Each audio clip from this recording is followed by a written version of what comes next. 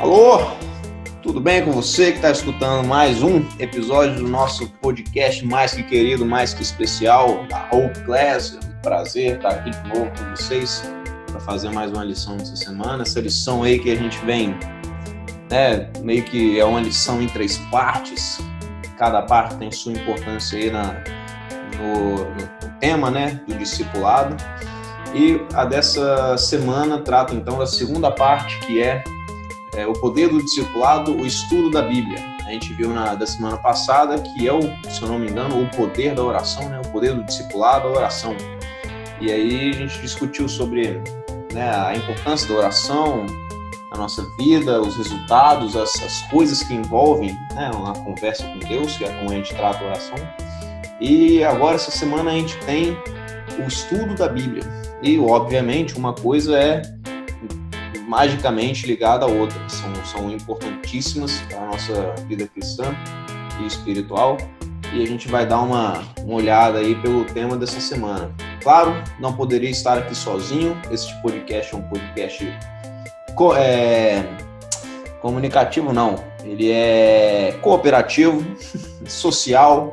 E a gente está aqui com ele, meu mestre, meu professor, o cara que roda a classe lá na frente, Ronald. Diz aí, Ronald, como é que você tá? E aí, galera, que bom estar mais uma vez aqui no podcast. Rapaz, eu tô direto de Alto Bom Jesus, aqui no distrito entre Domingos Martins e Marechal Floriano. Tô numa missão árdua aqui, mas seguimos estudando a lição mesmo no meio do mato. Vocês vão ouvir barulho de cachorro, vocês vão ouvir o barulho, tem um caminhão que tá tentando subir uma ladeira aqui, eu acho que não vai conseguir, mas vocês vão ouvir uns barulhos no fundo aí, mas concentra na palavra, concentra na mensagem, que é o nosso ponto alto. E o tema dessa lição, para mim, foi sensacional, cara. Muito bom mesmo. Então vocês viram que o cara tá aí, meio isolado, praticando o seu distanciamento social, não só de 1,5 metro, mas de praticamente vamos colocar uns 50 quilômetros do ser humano mais próximo. Não é brincadeira, o cara tá lá, não sei se divertindo é a palavra certa, mas tá lá, curtindo, acho que ele tá curtindo. E a gente aqui na cidade, eu puxo com o meu querido também, maravilhoso, sensacional, animadíssimo e saudoso, Geraldo Moisés. Como é que você tá, cara? Fala aí, pessoal. Fala, Galter. Fala, Ronald. Tudo bem? Saudade de vocês também, falando aqui de Vila Velha. Também isolado, mas só quando chove. Então, fechou. Estamos aí com esse trio de hoje e a gente vamos embora então, puxar a lição aí. Galera, estudo da Bíblia. A gente já começa no sábado tratando o que para mim é de uma das formas mais interessantes de tratar a Bíblia, porque para mim o legal da Bíblia é você imaginar assim, a constituição da Bíblia, o contexto da Bíblia. Por exemplo, imagina você pegar um livro qualquer, pega aí, qualquer história, e aí você pensa num livro que ele é construído, mais ou menos assim, em 1.600 anos de diferença, para que o livro seja composto por 40 pessoas, mais ou menos, vamos colocar aí na casa de umas 40 pessoas diferentes, claro, 40 pessoas diferentes, muito importante, em épocas, sociedades, contextos também muito diferentes. Você pega um livro, junta ele e anuncia esse livro, para que a história dele seja contada aí para o resto do mundo. Logicamente, olhando pelo meu pensamento humano, não faria o menor sentido. Eu imagino assim, uma história dessa que fosse criada dessa mesma forma. Não faria o menor sentido. São pessoas diferentes, são épocas muito diferentes, milênio, 1000 anos de diferença. Às vezes você pega aí, pega o seu avô, conversa com ele sobre como era a vida dele lá há 50, 70 anos atrás, e você imagina, 1000 anos de diferença de histórias para outras histórias. E, cara, faz sentido. Isso é o que me deixa louco, é que faz sentido. Por quê? Porque não foram simplesmente as 40 pessoas que escreveram a Bíblia. Foi Deus, foi Cristo. Então a Bíblia, ela não é simplesmente um resumo de histórias, para contar, sobre o povo judeu e a libertação, né? E como Jesus virá e a história de Jesus. Não é simplesmente um livro de história. A gente vê pela lição também que a Bíblia, ela deve ser tratada como ela primariamente é, como a palavra de Deus. Então você tenta imaginar um contato, né, mais próximo de Deus de uma forma material. Eu acho que não existe outra forma que não a Bíblia. Você não consegue, né, ver, ouvir, encostar, mas você consegue ler aquilo que foi escrito através de pessoas que nós acreditamos que foram usadas diretamente pelo Espírito Santo para escrever essas palavras. E, obviamente, outra coisa que é sensacional para mim, esses escritos se preservaram com o tempo, né? Foram guardados, foram salvos, né? Foram preservados, e através do tempo a gente conseguiu juntar isso nessa coletânea que a gente chama de Bíblia e apresentar hoje para o mundo, que é a palavra de Deus, e que lá está tudo certinho para a nossa vida, para a nossa saúde, seja física, seja mental, né, para a nossa vida espiritual. Mas, enfim, o tema dessa lição é focado no discipulado. Então, as coisas que nós somos capazes de fazer ao utilizarmos a Bíblia, né, em conhecimento, em essência do seu verdadeiro poder, né, do seu poder real e da potência que nós conseguimos através dessa atitude. Então, vamos lá. Eu vou puxar aí para os meus queridos companheiros darem suas visões aí sobre o assunto. Vou deixar com ele, que deve estar esperando seu arroz ficar pronto aí no meio da mata. Ronald, como é que você enxergou o assunto dessa semana? O arroz tá quase pronto. Eu achei muito interessante, cara, esse lance, porque a gente já estudou outras vezes, em outras lições, inclusive em trimestres passados, salvo engano, ano passado a gente estudou sobre isso também, só que a gente não estudou com o foco do discipulado. E eu acho que isso é muito interessante.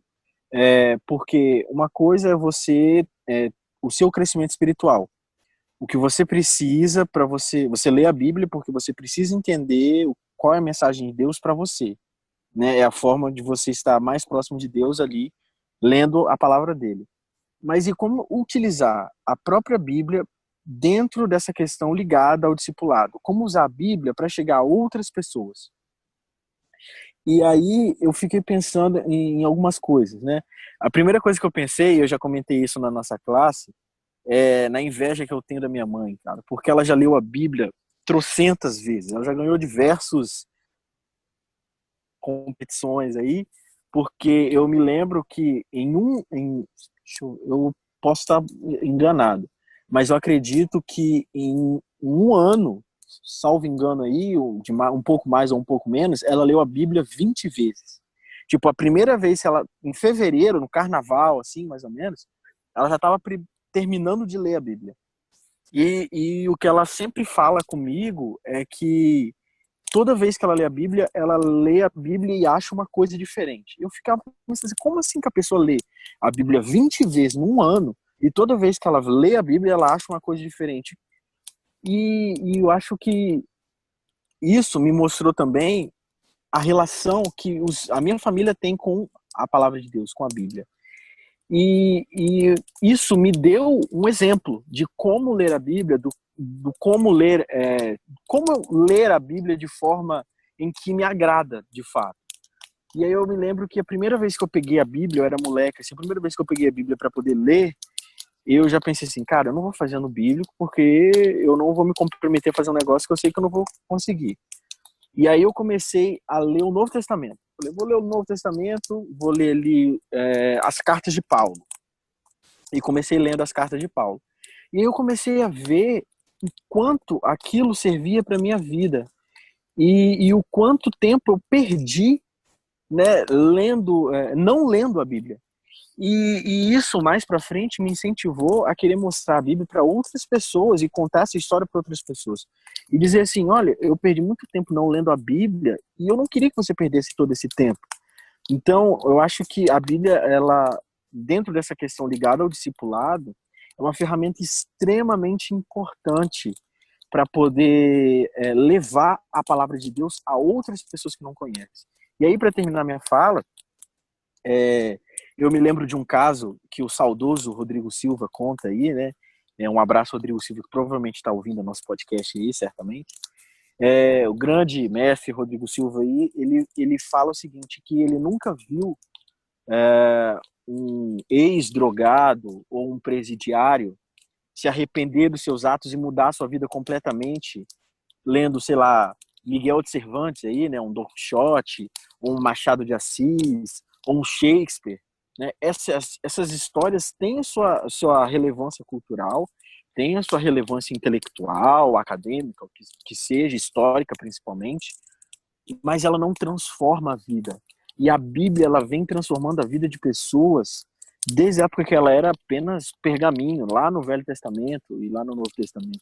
Isso é o que eu acho mais incrível, né? A utilização da Bíblia como uma ferramenta de salvação. Eu acho que isso é realmente muito importante.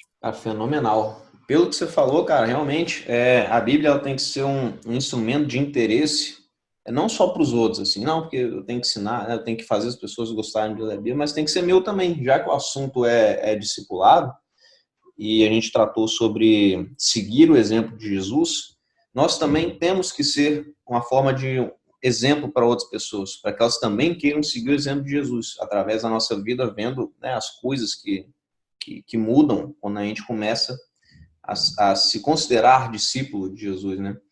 Então, eu parei para pensar aqui, eu lembrei de uma comparaçãozinha que eu consigo aqui pensar. Cara, eu sou fã, me perdoe aí, alto cargo eclesiástico da igreja, mas eu sou fã do Game of Thrones. Não da série, mas dos livros. Cara, li tudo. E aí, quando alguém comentava comigo sobre Game of Thrones, eu ficava, cara, você viu que maneiro, que tal assunto, tal caso, tal personagem, tal história. E aí eu parei para pensar que o que eu faço com uma invenção, né, de um homem, uma história que não é real, uma ficção, eu não faço com uma história que é real, que é presente e que nem você falou, cara, sensacional, muda vidas e muda sim, né, pessoas em situações que caíram, que sentem que falharam, mas assim que elas abraçam a ideia do evangelho, cara, da água, é do dia para a noite a mudança, né, do claro para o escuro, ou do escuro para o claro, né, o que for melhor aí. Então a gente vê a importância do uso da Bíblia nesse assunto, porque como que a pessoa vai entender, né, por exemplo, ela vai te fazer perguntas, né, ou você pode fazer perguntas também a alguém. Porque sobre tal assunto, sobre, não sei, joias, sobre comida, sobre bebida, né, sobre atitude, sobre comportamento. Cara, você não pode se guiar no porque eu penso assim, porque eu acredito que é assim. Não, porque eu ouvi falar que é assim. Não existe isso. Existe o que está escrito, o que está feito. Foi assim está escrito e assim será feito, né? Do famoso filme aí do Moisés, eu consigo lembrar agora da cena.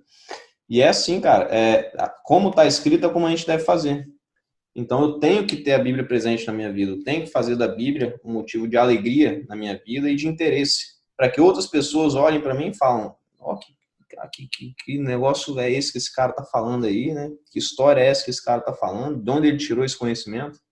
De onde ele tirou esse assunto?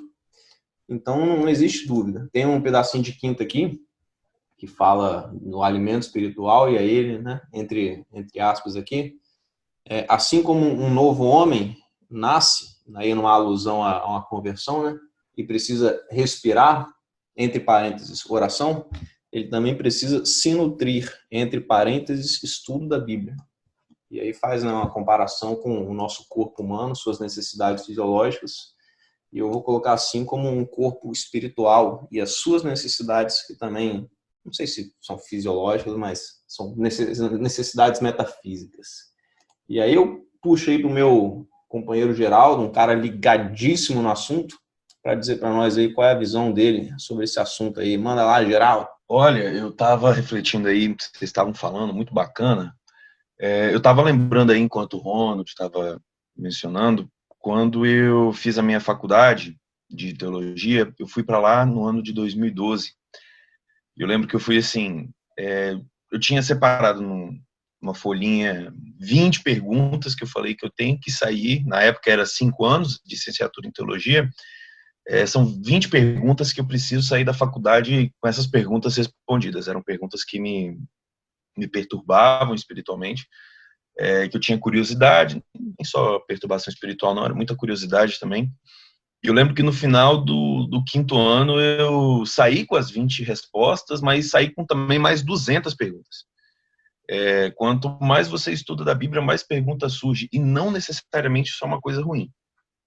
Talvez aí alguém fique perguntando, então não vou nem ler para vir tanta pergunta. Não.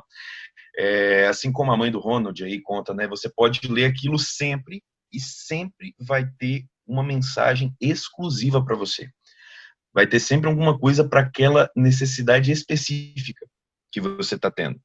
E uma coisa que eu queria comentar sobre essa necessidade do ser humano e a realidade que a gente vê hoje, né?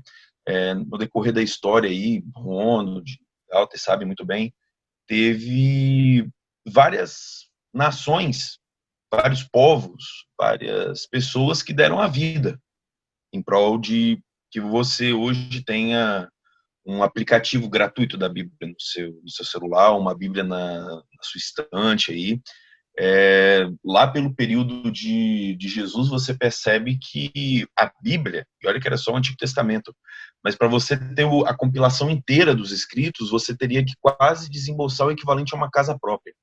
Com juros e correção monetária pelo preço que se dava ali no século II, você gastaria mais ou menos o equivalente a $200 mil por uma Bíblia. Para imaginar o tesouro, né, que hoje a gente tem, e muitas vezes a gente não dá valor. Não só não dá valor, mas como diz. Eu estava lendo aqui na Veja que fizeram um teste sobre religião, e quem ficou em primeiro lugar foram pessoas que nem se importavam com religião. Aqueles que realmente se professavam cristãos sabiam pouco ou até nada. E eram perguntas simples. Quem foi o líder de Israel no Êxodo? De onde tem a palavra Deus ajuda quem cedo madruga? Tinha gente que achou que veio isso da Bíblia. Cara, quando você analisa o que a Bíblia pode oferecer, e aí, como foi falado, não é somente um livro que tem bons conselhos, ela é a palavra de vida. Por que ela é a palavra de vida? Porque ela diz que é. O que eu quero dizer com isso? Se você está com um problema na sua vida hoje, a Bíblia se apresenta como solução. Nada mais nesse mundo você encontra desse jeito. Agora eu estou fazendo um mestrado e eu percebo para surgir ainda, para sair do mestrado com mais 500 perguntas.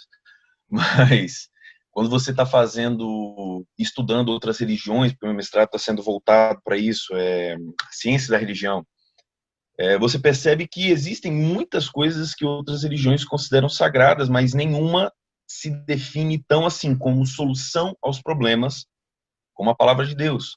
E já foi muito atacado, a gente podia perder aqui horas falando de quantos ataques a Bíblia sofreu e de quantos ela saiu ileso, que foi de todos. Hoje, os ataques que tinham, que a nova geração aí não conhece, mas a história corroborou que a Bíblia tinha razão.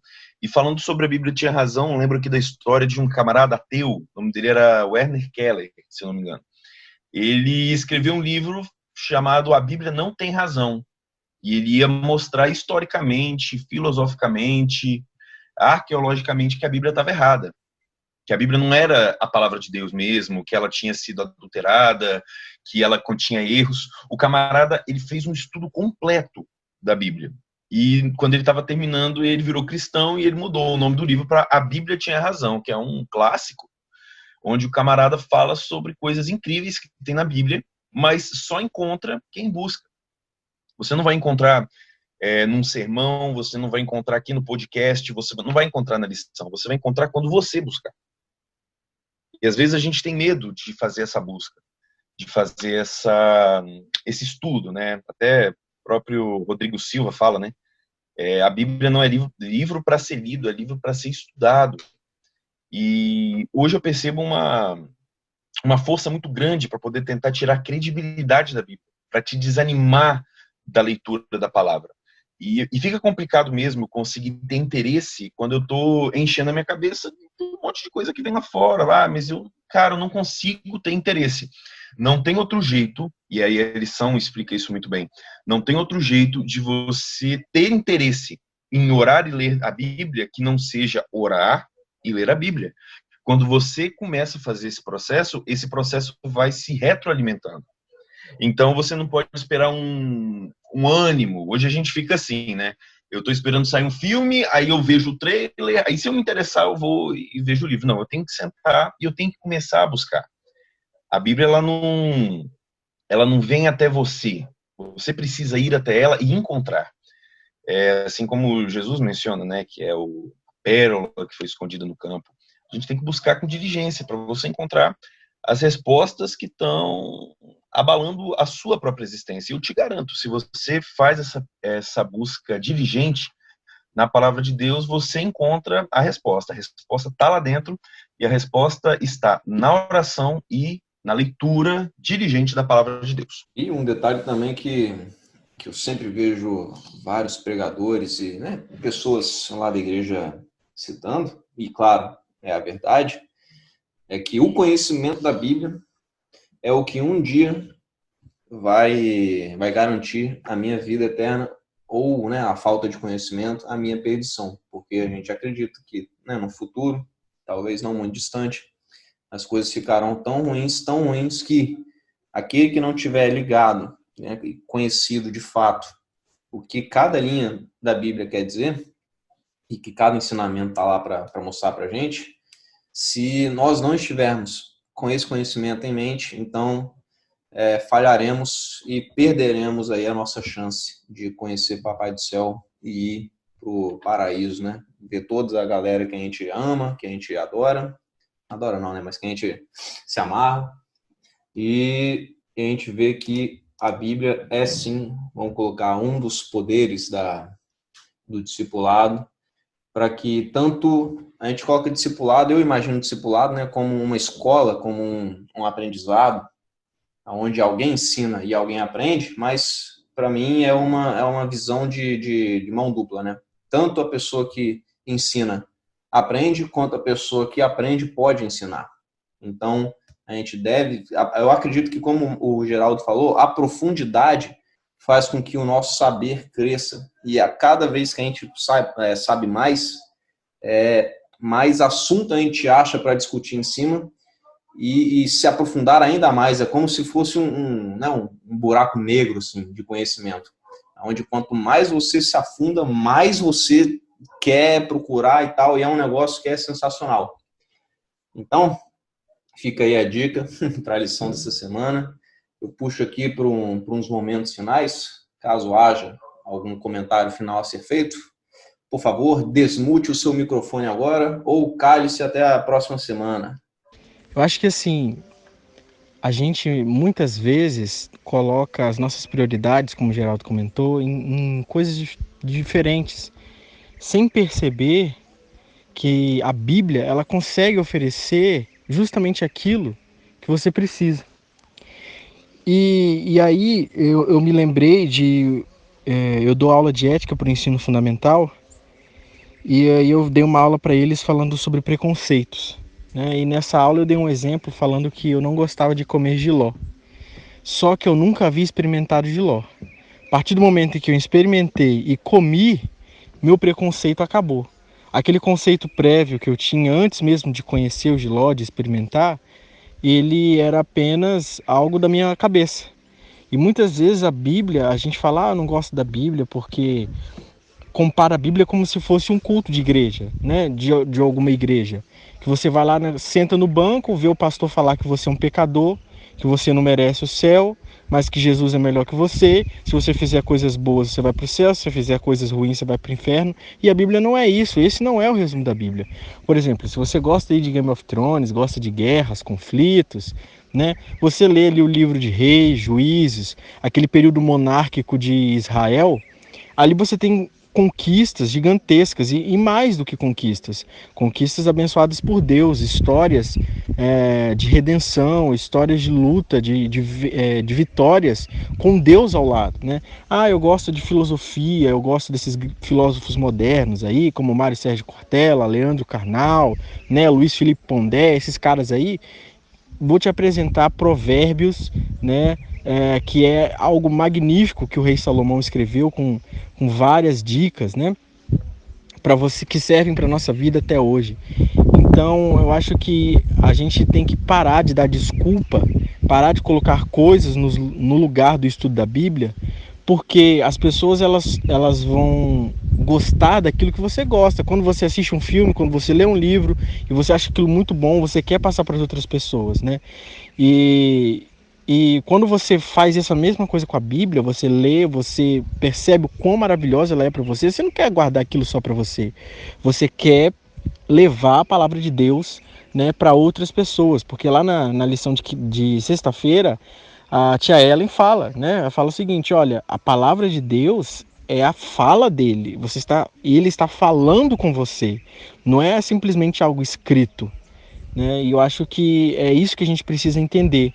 Colocar a Bíblia não só para o nosso crescimento espiritual, porque é algo magnífico, né, que vai nos ajudar a ser salvo, mas colocar a Bíblia como instrumento de salvação para outras pessoas, como instrumento de salvação e instrumento de discipulado. Eu acho que essa é a parte mais importante.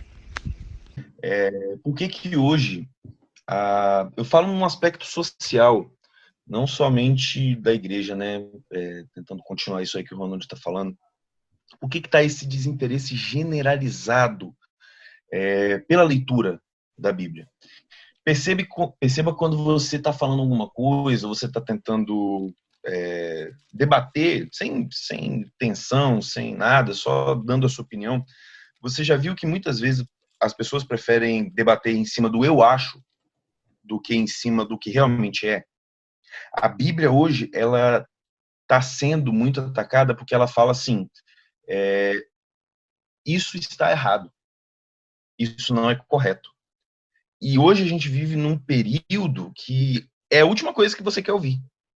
Você errou, você falhou, que a Bíblia ela apresenta assim: se você está errado, há perdão. Existe restauração. E ela é esse caminho para mostrar. Mas se você não vê, se você não olha, porque a Bíblia é como se fosse isso, né? Como se fosse um espelho. Você já conversou com uma pessoa e aí você está conversando com ela, aí ela está com uma casca de feijão na boca. E você não tem muita intimidade com ela e você não quer falar que ela está com uma casca de feijão na boca. Aí quando ela está passando, ela olha no espelho, ela, nossa, que vergonha. Mas ela, o que ela faz? Ela vai e tira. A Bíblia, ela é exatamente isso. Só que hoje, e tomara que eu não esteja falando com pessoas assim, e se você tiver, demanda também uma humildade, porque eu já tive problemas com isso também, para entender o que a Bíblia faz e qual é o processo. Muitas vezes ela não vai ter as suas respostas lá. Aquelas perguntas que você gostaria como se fosse mastigadinho. Muitas vezes você vai ter que demandar algum tempo nela. Mas, principalmente, ela ensina duas coisas para mim hoje. Primeiro, eu sou um pecador. E a segunda coisa, eu sou amado.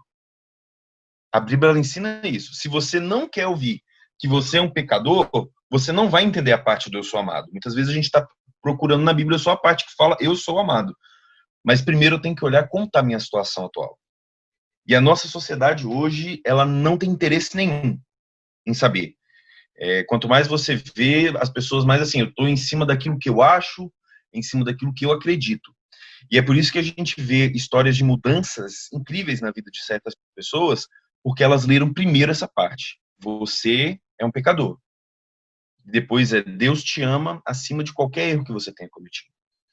Então, se você quer trazer isso para sua vida, esse sentimento, saber o que é graça, saber ter uma experiência real com Cristo, não tem outra forma. Oração e leitura da palavra de Deus. É lá que você vai encontrar ele. É lá que você vai saber qual é o propósito que você tem para sua vida. E eu tenho certeza que você talvez esteja passando agora um momento da sua vida que você esteja perguntando, para que eu sirvo? Eu te garanto que lá você encontra, mas eu errei, eu já estou idade, não. A gente sabe que Moisés começou a ser o grande Moisés por volta dos 80 anos de idade. Davi, depois de rei, cometeu um monte de atrocidade, mesmo assim foi perdoado. Não existe ninguém que tenha ido tão longe. É isso que a Bíblia me ensina. Então, um conselho que eu te daria é: vá com o coração aberto à palavra de Deus. Vá com o coração aberto. Entenda o que ela está querendo dizer, a realidade do ser humano. E depois você encontra a graça, depois você encontra a restauração. É isso aí. Pois é, então, galera, foi isso aí. Mais uma lição concluída com sucesso, mais uma companhia da pesada. Mas, enfim, a lição é essa. Por favor, se interesse, né? Você que está aqui ouvindo nosso podcast, muito obrigado por ter participado, por ter acompanhado. Claro, a gente está aqui toda semana que vem tem de novo. Querendo falar com a gente, querendo participar, @HopeClassVix no Instagram. Estaremos lá, pode comentar também no nosso canal do YouTube aí, pode ir compartilhando pelo Spotify, por tudo. E galera, muito obrigado, muito prazer e até uma próxima.